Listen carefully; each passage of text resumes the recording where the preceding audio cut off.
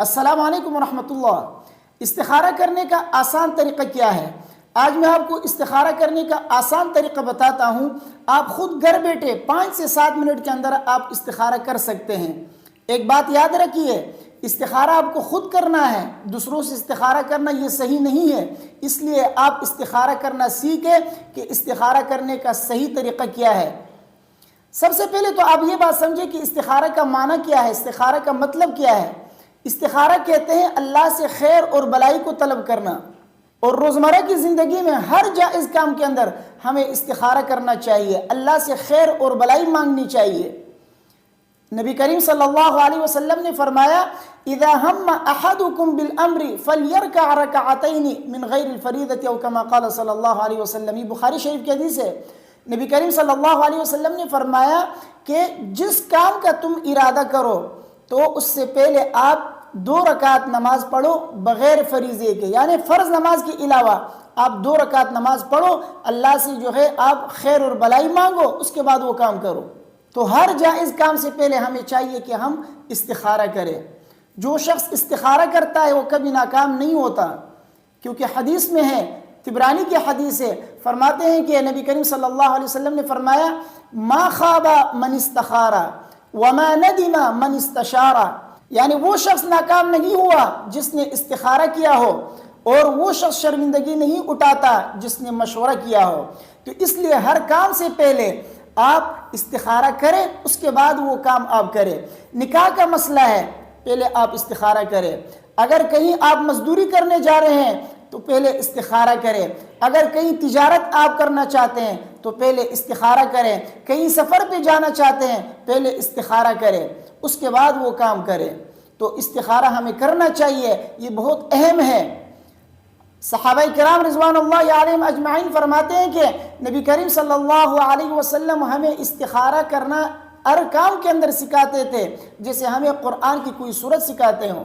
چنانچہ حدیث میں ہے، حضرت جابر رضی اللہ تعالی عنہ فرماتے ہیں کان رسول اللہ صلی اللہ علیہ وسلم يعلمنا الاستخارة في الامور كلها كما يعلمنا سورة من القرآن او كما قال صلی اللہ علیہ وسلم۔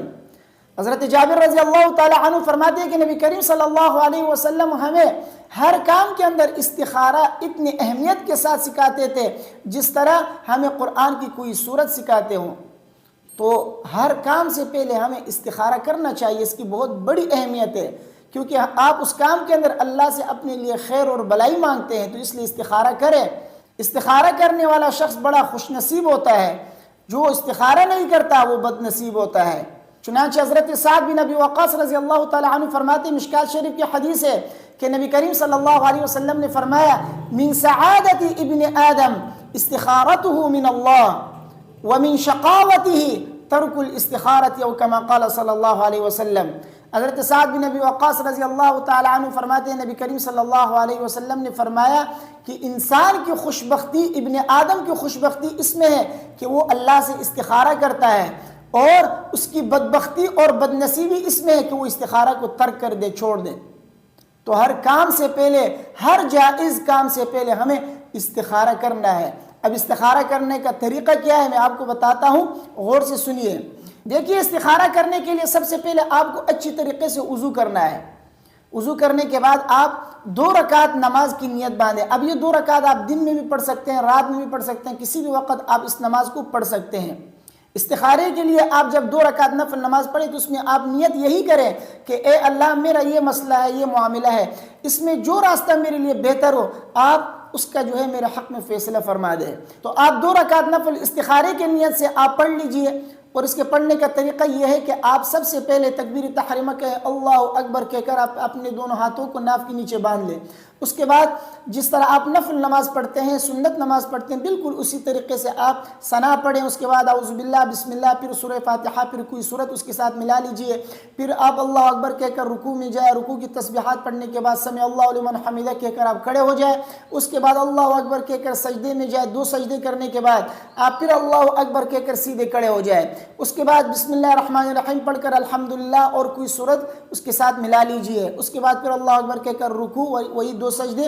اس کے بعد قاعدے میں بیٹھ کر آپ التحیات، اللہم صلی، اللہم بارک اور اللہم ربنا پڑھ کر دونوں طرف آپ سلام پھیر دیں۔ سلام پھیرنے کے بعد آپ یہ دعا پڑھ لیجئے. یہ دعا میں آپ کو پڑھ کے سناتا ہوں, اسکرین پر آپ کے سامنے شو ہو رہا ہوگا. یہ استخارے کی دعا ہے.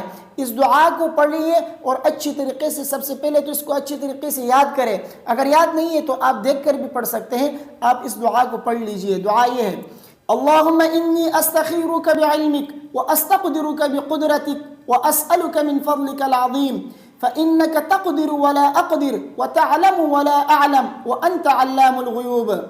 اللهم إن كنت تعلم أن هذا الأمر خير لي في ديني ومعاشي وعاقبة أمري وعاجله وآجله فاقدره لي ويسره لي ثم بارك لي فيه.